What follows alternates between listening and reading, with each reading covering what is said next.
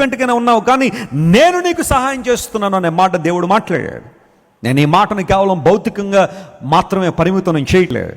కొన్నిసార్లు మనం కూడా మనుషుల దృష్టిలో స్వల్పజనంగా కనబడొచ్చాము, పురుగుల్లాగానే మనం కనబడొచ్చాము. నీ కులం, నీ మతం, నీ జాతి, నీ వర్గం, నీ బంధువులు, నీ స్నేహితులు నిన్ను, నీ కుటుంబాన్ని పురుగుల్లా చూస్తున్నారేమో.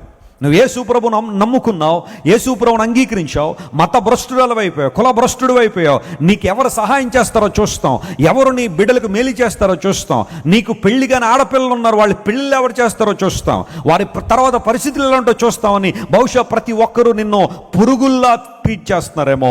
నమ్ము ప్రియదేవుని బిడ్డ, అదే ప్రక్రియ గుండా వెళ్తుంటే ఈ వాగ్దానాన్ని ఎత్తి ప్రార్థించే ప్రభువా, స్వల్ప జనము ఇశ్రాయేలుకు సహాయం చేస్తాను వాగ్దానం చేసిన దేవుడు, నీవు మాకు సహాయం చేసే దేవుడు కనుక నీకు వందనాలని చెప్పు.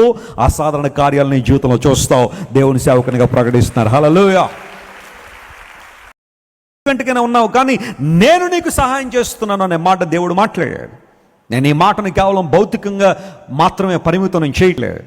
కొన్నిసార్లు మనం కూడా మనుషుల దృష్టిలో స్వల్పజనంగా కనబడొచ్చాము, పురుగుల్లాగానే మనం కనబడొచ్చాము.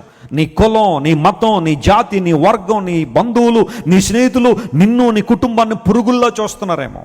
నువ్వు యేసుప్రభును నమ్ముకున్నావు, యేసుప్రభును అంగీకరించావు, మత భ్రష్టురాలు అయిపోయావు, కుల భ్రష్టుడు అయిపోయావు. నీకు ఎవరు సహాయం చేస్తారో చూస్తాం, ఎవరు నీ బిడ్డలకు మేలు చేస్తారో చూస్తాం. నీకు పెళ్లి కానీ ఆడపిల్లలు ఉన్నారు, వాళ్ళు పెళ్ళి ఎవరు చేస్తారో చూస్తాం, వారి తర్వాత పరిస్థితులు ఎలా ఉంటో చూస్తామని బహుశా ప్రతి ఒక్కరూ నిన్ను పురుగుల్లా ట్రీట్ చేస్తున్నారేమో. నమ్ము ప్రియదేవుని బిడ్డ, అదే ప్రక్రియ గుండా వెళ్తుంటే ఈ వాగ్దానాన్ని ఎత్తి ప్రార్థించే ప్రభువా, స్వల్ప జనము ఇశ్రాయేలుకు సహాయం చేస్తాను వాగ్దానం చేసిన దేవుడు, నీవు మాకు సహాయం చేసే దేవుడు కనుక నీకు వందనాలని చెప్పు. అసాధారణ కార్యాలను నీ జీవితంలో చూస్తావు. దేవుని సేవకునిగా ప్రకటిస్తున్నారు. హల్లెలూయా.